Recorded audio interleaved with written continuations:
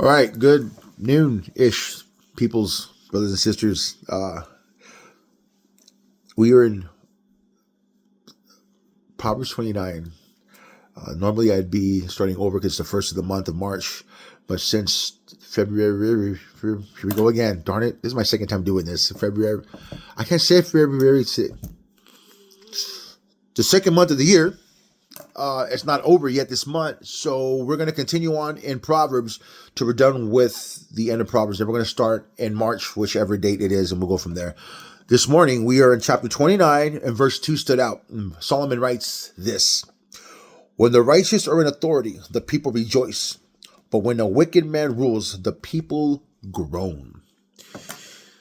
And as I sit and ponder on this, immediately what comes to mind is, I don't like talking about governmental stuff because I really don't care.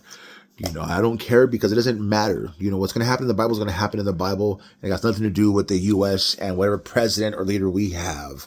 And so I don't care because it doesn't matter who's ruling your country. It don't matter. What matters is who's ruling your heart and your spirit and who's leading your home. So if you are not a man of God ruled by the Spirit of God, then you're not going to lead your home right. A lack of spiritual authority in a home is costly. It doesn't matter who is the president, whether it's Trump or Biden or Bush or whatever person's running the country. As long as God is running your heart and running your home, that's all that matters. Because at the end of the day, you're going to answer to, you're responsible for, sorry, I'm so stuck on February. Sorry. All right. You're responsible. You are going to add. Bruh, I gotta go work in a bit.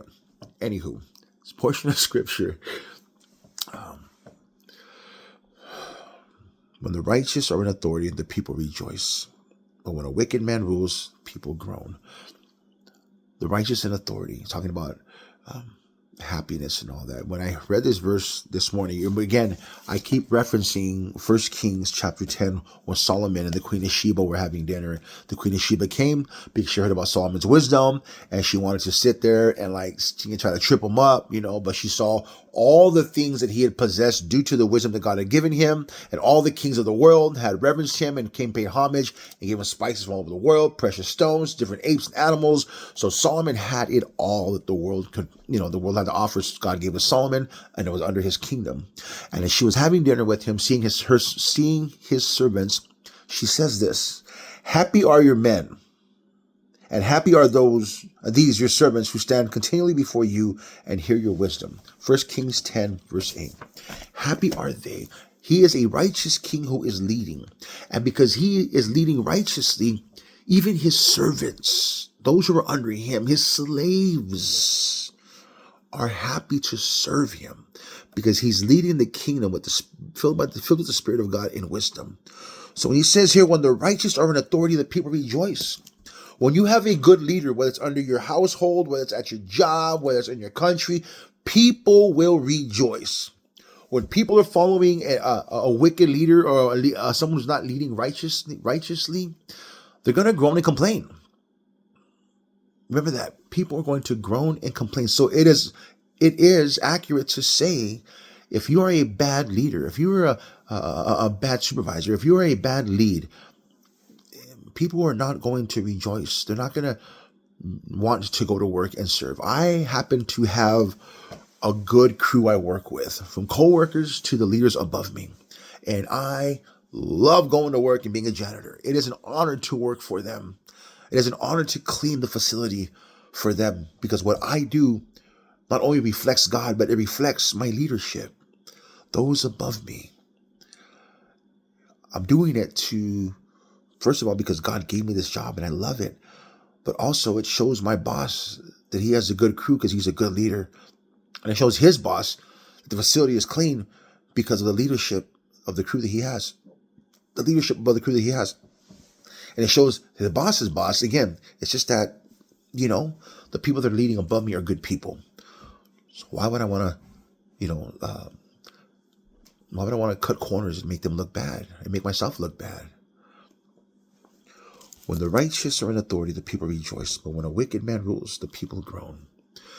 So again, I think about, who's leading the government now, and people think, oh, last time he was president, he was this and that, and now people are complaining, he's back. And now they're starting to complain and groan. He's come back a different person. It don't matter. It don't matter. What matters is how you run your household.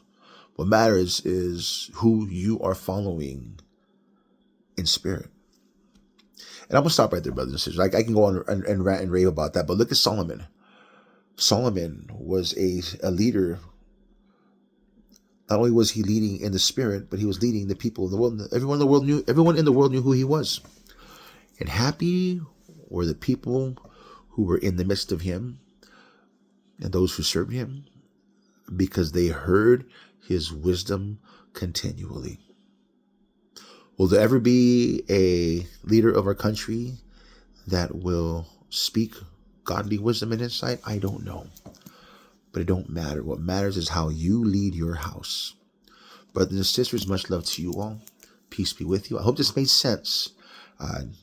It made sense to me. It's just a reminder as I move forward. I'll be moving out of this apartment soon and into another environment with people, a family environment, and just